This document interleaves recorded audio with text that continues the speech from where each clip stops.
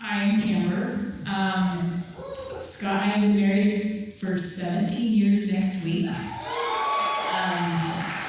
We have been entrepreneurial for better or for worse from the beginning. I try and keep him alive, and he keeps me coming out of the house. So we're a really good blend that way. We love this community though. We started with more self-improvement things, wrote a couple books, started talking about improvement, mindset, stuff like that. Ended up on YouTube because we could do that a lot better with our family, trying to lift and uplift and motivate and teach, and that turned into the chance to merge both worlds. Mindset, training, business, plus video. So that is me. Okay, Jen, you have to name. There we go. Hi everyone, my name is Jen DeVore-Richter, and I have not always been an entrepreneur. I'm a corporate dropout. One of my claim to fame is that I used to, freedom! I used to run advertising and consumer research for NASA. You might have heard of them?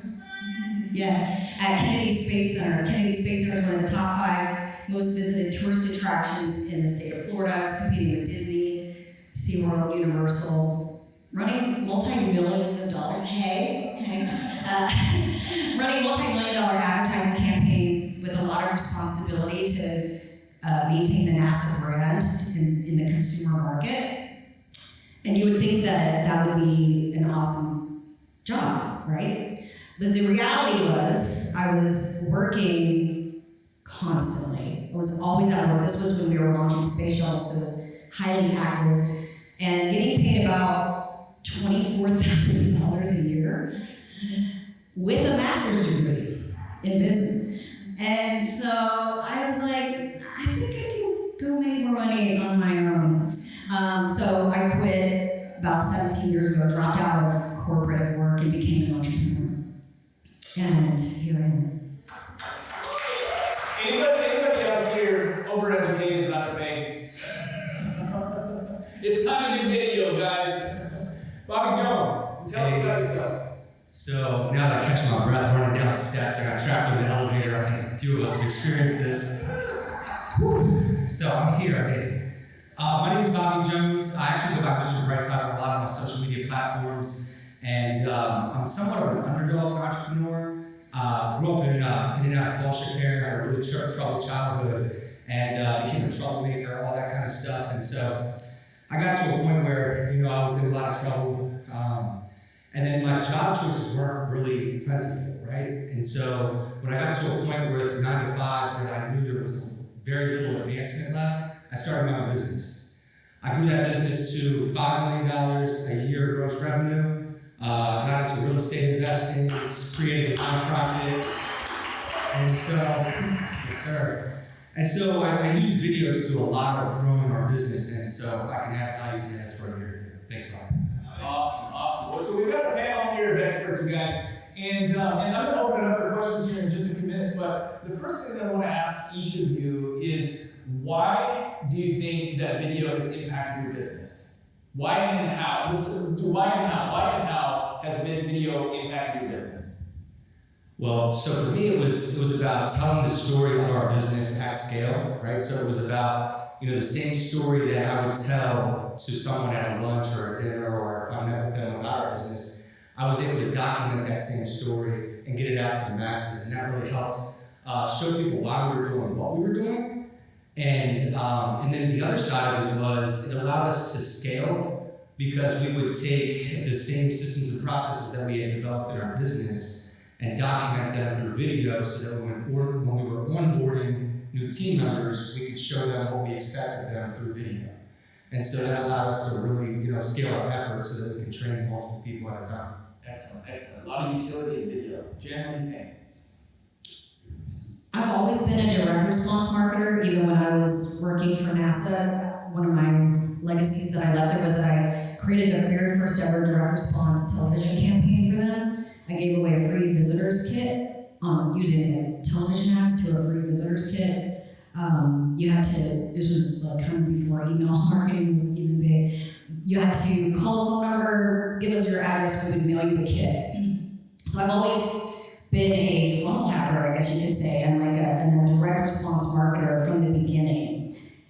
Traffic tends to be the toughest part of getting a funnel to work for most people. Now, if you've got millions of dollars to spend on TV ads, traffic is easy to solve. As a business owner and as an entrepreneur, when you're trying to drive traffic to your offers, you need eyeballs. For me, video has proven to be the best, most scalable, and really effective way of driving traffic and getting eyeballs on my offers without spending any money on ads. Before the pandemic hit, I was speaking a lot on stages, and that was my number one way of getting eyeballs, because when you're on stage and you're speaking to a conference of a couple hundred people, that's great attention. But when that all shut down, I had nothing. I went from, 2 speaking gigs a month to 0. I had to figure it out. I had to figure out, how am I going to get traffic really fast? And so Roger told me, what are you doing? You're doing this wrong. You need to be doing YouTube videos. And thankfully I listened to him, because just in a year of doing YouTube videos, I now have the #1 channel, even though it's a small channel. I now have the #1 channel in my space for my main high-ticket offer, which is magazine publishing. Incredible. How am I? I remember when we started all of the things we were doing, it was back in the days before you could easily get a lot of just viewership online. And it was exactly what you're talking about, where you had to travel from place to place and talk to groups. And it took, when he started traveling and doing some of those things, because I had little kids and we were trying to navigate all those things, it took a lot of effort for a really small return. And I remember the specific conversation we were having when I was like, the world is a giant place. And there are people all over it who need what we're talking about. How do we get to them? And so even though we started in such a unique way with our family channel in that avenue, it opened all of the doors to the entire world through the internet. And so that was the why initially that we started to navigate thinking about that. And then how, obviously, when you see how easily you can reach an entire global audience, and how we've learned over the last couple of days how to fine-tune and narrowly reach them, it just has magnified every effort that we make, kind of like what Scott was talking about, where you make a video and it continues to produce and magnify from that point forward. You do the work once and you get the return indefinitely. Absolutely. Okay, show of hands out there. How many of you are just starting with video? Got some starters, some newbies? Okay, perfect. Question for the panel: if you were starting over from scratch, as one of these people in the audience who just raised their hand, what would you do differently that you have learned along the way? So for me, obviously start sooner, I think would be everybody's answer, but to be specific, I would start answering the questions that you're already answering now in your business to your ideal customer, right? So those questions, identify those questions and start answering them on video. And so you can start to segue them to a better place when you finally do meet with them to close a deal. So that would be one piece of advice. Great answer. That's a great answer. Mine would be to get more specific faster. So when I first started my channel, it was broad. Even if you go look at my channel right now, you'll see it's attraction marketing tips for entrepreneurs, because I'm a marketer. So that's what my videos were about. And it was about how to create a landing page and do email marketing and copywriting and funnels, all these random things. But the videos that I created about magazine publishing, because I have a service on the back end for that, those really took off. And because it's a very specific niche, and it's not a keyword that is oversaturated, and I'm not competing like with Gary Vee for that marketing keyword. I'm able to stand out and claim that top spot because it's highly, highly specific. I know that's hard, but I wish I would have done that sooner, is just picked a very, very specific niche and just gone with that. You guys are all already doing what I think we would do differently. For the first 3 years, 4 years, we studied channels, studied video with no idea how they were getting any traction, doing it. So we had a mentor a long time ago that talked about people who see a dog and jump like the dog, thinking they're gonna be like the dog, rather than understanding what was even the motive behind the dog doing what the dog was doing. And so we would try and mimic and copy, and it was just random. And sometimes it would hit, and sometimes it would miss, and it was just completely unreliable. When we went to our first conference, and we sat with other people who had been doing exactly what we had done, who had been figuring things out, we learned there was a system to things. We learned that there was a path to success. And within, I don't know how many months it was, but we went from just clueless in the dark, like we're doing all the things. Well, they're making videos like that. Well, we're going to make videos like that. Well, that's a trend. Well, I'm going to do that trend. It's called YouTube ADD. It's awful. It's awful. But as soon as we understood, all of a sudden it was like a light switch for us. It simplified everything. So just by being here in a room full of people who have figured some things out that you haven't, even if you're just a step further, not even at the end of the line, just implementing a couple of those things after this weekend will be game-changing for you guys. Because again, you now have a community of people who can complain with you, empathize with you, talk trash about YouTube with you, and the frustration about this or that, but also you can see how they've overcome some of those frustrations like Scott was talking about. Just keep going beyond that, because it is really easy to feel defeated by some of these constantly moving platforms. But if you're surrounded by other people who are navigating it with you or have been over some of those humps prior, it's really, really helpful. Okay, so write those down, you guys. Number one was answer the questions that your audience is asking for. Number two is that the riches are in the niches. Remember that. On YouTube specifically, on Facebook, anything, if you can become the brain surgeon of your category, you will be paid like a brain surgeon. General practitioner doctors, they get paid, 6 figures. Brain surgeons get paid millions of dollars. Be the brain surgeon of your category. And then focus and build a community. Build a community of like-minded individuals who will lift you up when you're feeling down, who will talk trash about everybody else with you, and you can have fun, Who will light the way a little bit ahead as you take a step. Let's think of that way. I like talking about smack. I meant empathize, not talking trash about other people. Don't do that. Okay, thanks, sweetheart. You don't win friends that way. The next question I have, how much, and this is for, there's a lot of questions with video, a lot of things that hold people back, right? One of the things that holds people back is money, financial commitment. How much money would you say you spend on production?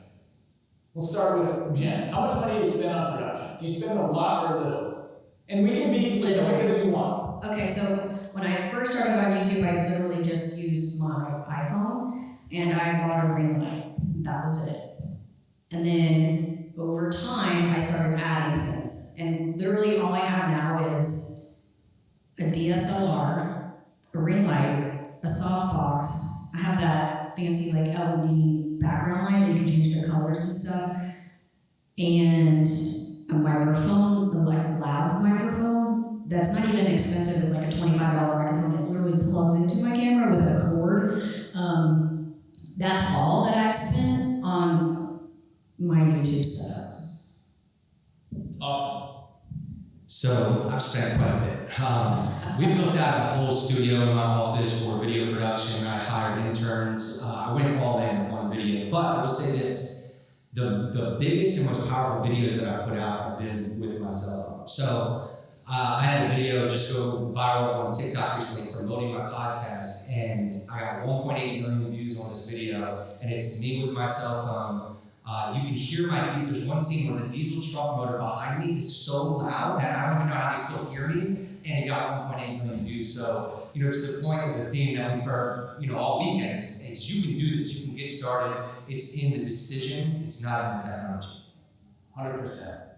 I don't know if you want to ask me this question, because is it the things we needed or the things we got? It's the things we wanted. because I agree with that. You don't need much. And we did truly start with a little vlogging camera, one of the, I don't know which one was it, the one everybody had.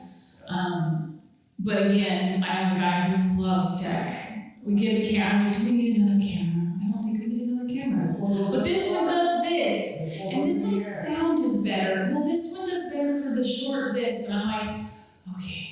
So again, if you love the stuff, if you have the money, buy what you love, buy what you want, whatever. Do you need all of it? Absolutely not. I don't know the last time the drone went up in the air. It's been a couple years. So I think that you can start. Sorry, I asked him if he was concerned that he was going to moderate. He wanted me to come up here. Yeah. If you have any questions about behind the scenes with Scott Simpson, I'll tell you anything you want to know. Well, I take that back. Within the boundary, there's some things no. You know what though? I got $1,000 worth of shots in that first week that I used it. The only week that I used the drone, I got $1,000 of shots. That's where it landed in the tree. All right. Well, we have a great B-roll from the drone, so I've learned to just accept that his vision is way beyond mine, and that's why we love him. The point is, you guys, I think the point is, especially what Bobby was saying and Jen was saying, is that you do not need all the fancy equipment. You have a cell phone, it works. TikTok is all about raw and authentic. That's all that matters. You just have to have a phone that will record it, raw and authentic. And you can do that with an iPhone. Well, it's always nice to buy some stuff too. You got the money, right? It's a fun hobby. All right. Next, the next question is, what are some of the biggest mistakes that you feel like you've made in producing video for your business? What are some of the mistakes that other people can avoid? You know, we learn, the wise people learn from the mistakes of others. So let's create some wise people in the audience. Yeah, I think again, it's a quantity over quality game, just because at the end of the day, you'll perfect your craft as you go. So the more that you put out, the better you're going to become, right? And so that practice is huge. I wish I had done more of that. And I think that was my biggest mistake, is not just pumping out volume of videos. The other thing was, you know, again, like I said earlier, was kind of answering the questions that we would get asked often. So for our roofing business, you know, we get asked very simple questions that we could have documented and answered through video very easily. Roger does a great job of this in his channel, but, you know, for us, asphalt shingles versus metal roofing, right? Like, why not go on and answer that question before it's asked of me later? And so, and then it was brought up earlier, when those questions are asked, you can send that video, send them to your channel, and you have tons of other information as well. And I think that that's something we didn't do soon enough or enough of. Yeah, good point. The first mistake that I made was as a speaker, and if you're an expert or a coach or a consultant, this might apply to you, was making the channel about me. And I was putting up clips of my speaking gigs and, you know, I had no clue what I was doing, but it was all about me, and it wasn't about answering questions and making it about the viewer. It was like a portfolio of Jen on stage. Nobody cares, literally. So that was a huge mistake, because then YouTube didn't work for me. And I was thinking, why is nobody watching my videos? I thought YouTube was supposed to be the place for speakers and coaches and stuff. And then I realized what the algorithm is, what the formula is, making it about the audience, research, what videos are people looking for, owning that key term, and then it started really working. But that was the big mistake, was making it about me. I think for us, I hope you agree with this, I've always wanted to consider what was sustainable, right? Long term, we're talking about like being in this for the long haul, and people who can stick it out can remain. One of the things that I think is a tendency overall, and a repeated hurdle for any of us, is to make sure we're doing things that are true to who we are, rather than doing something because somebody else is doing it and we're hoping to mimic or achieve the same success. But they achieved that success because they were doing something that was true to who they were. And so it's important to look around and be aware of what's going on in the market around us, but at the same time not letting it derail us every step of the way, because then you end up with a segmented path that really just ends up somewhere but not where you want it to be, or isn't something you can sustain long term. So I would say from the beginning, I'm such a huge proponent of mindset and being really clear on who you are, because that is going to be your superpower no matter what. That's the only thing that nobody else can take from you, nobody else can copy from you. And so if you can be really, really clear on who you are and be as close in line with that, and it might take a minute to get more and more comfortable with those things, but if you can really fine-tune that fast, those are the people who jump way to the top, because they're just them. They wake up, that's who they are. They don't have to turn anything on or turn it back off. Do you want to say something? Yeah, I want to add to that, Cameron. That's so great, because what we do is, it's great to come up with these great ideas, but you guys are already doing a lot of cool stuff in your business. So if you start with documenting that stuff now, you're going to get to a place where the ideas come to you, but document what you're already doing. You're already serving customers. You're already helping people in some phenomenal ways. Document that, and then let the ideas come later. Excellent, excellent. All right, I have one last question, and I'm going to ask you guys. Then I'm going to open it up to the audience and get some questions from you guys. So, what I want to hear from you right now, top 3 tips for growing your business with video.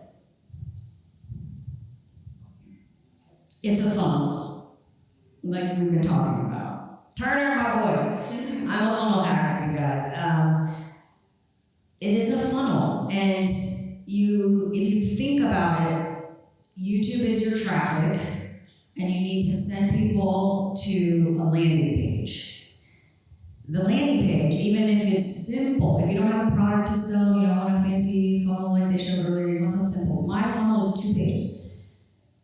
I create a video, goes to a landing page. The landing page goes to a lead magnet. Jeremy looked at my channel yesterday, he looked at my landing page, and he said, just call it a cheat sheet, make it a cheat sheet. So there's a free tip from Jeremy Best. It's now called a cheat sheet. I changed it last night in the hotel. Okay. Video to the landing page that gives away the cheat sheet for free in exchange for the email address.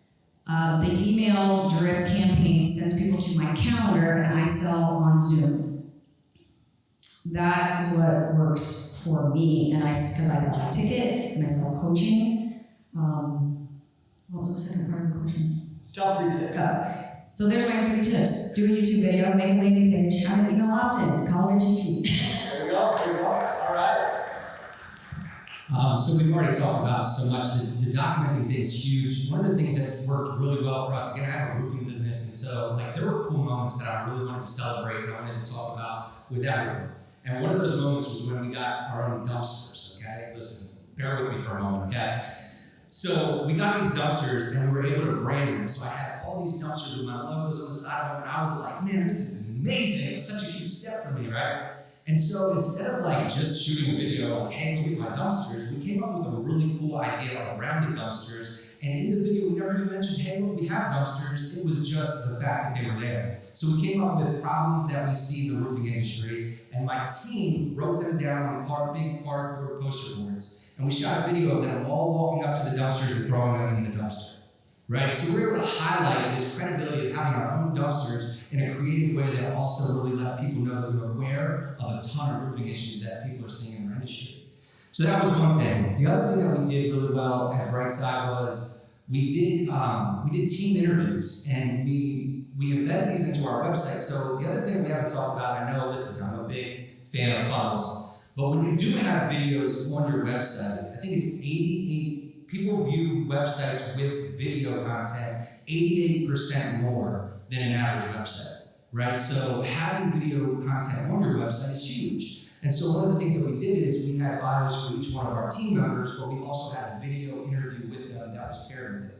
What was really cool with that is we also took that YouTube video and we embedded it included it into their email signature.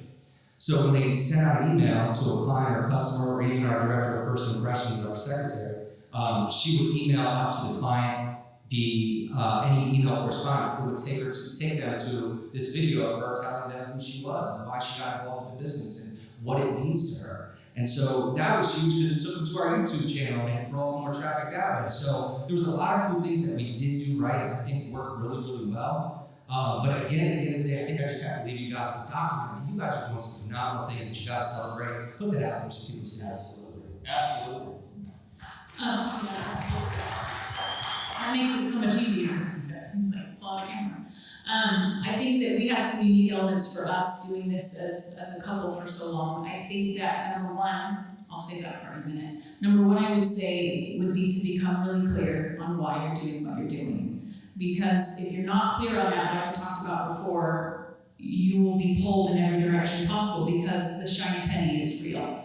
Number two, also make sure you define your roles. If you're in a situation like we are, where we're working together, or if you're working with a team, make sure you're really clear on what your roles are so that you're not slowing yourselves down, tripping yourselves up, which we could probably do we were just talking back there about doing an entire seminar about working as a couple and teams and all that type of stuff.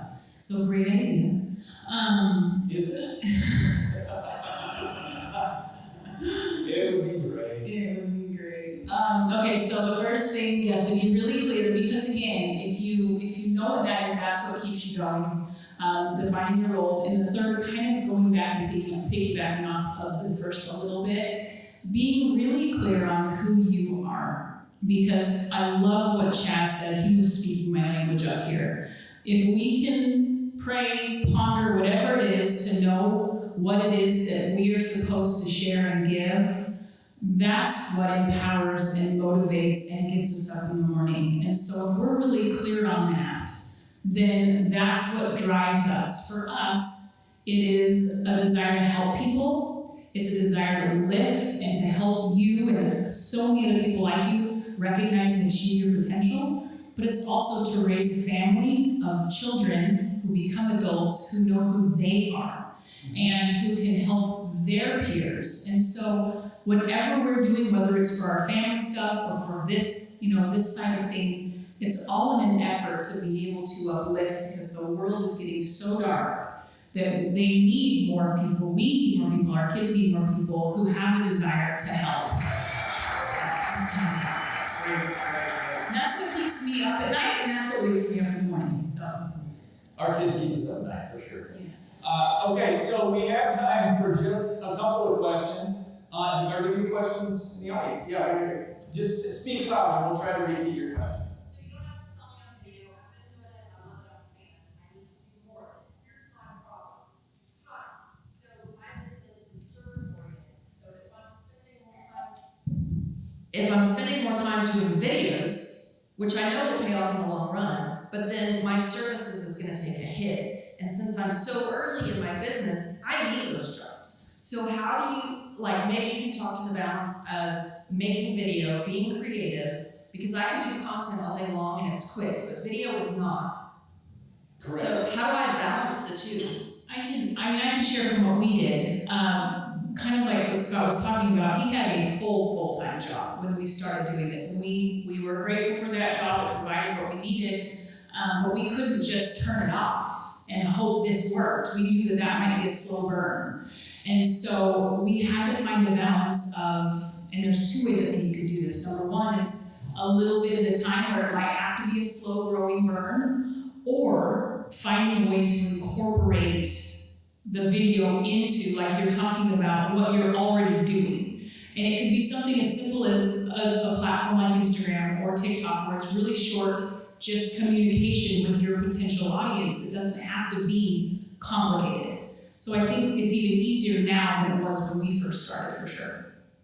Bobby, Jen, you have, sorry, Kevin, you want So I was in that same exact situation because I have a service, I have clients, I run a mastermind, this whole thing, right? So I changed my identity and I began to look at myself as the YouTube spokesperson for my company, because it's the big domino that makes everything else happen. It's the number one most important thing that I have to do.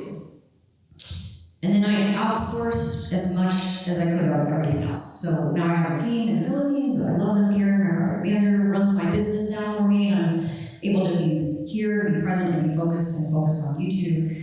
And it was a complete shift for me because I'm a control freak and I like to do everything. But I had to let it go, create systems out of as much as I possibly could on the back, got the team in place to help me implement those items so that I could become the person that I'm supposed to become.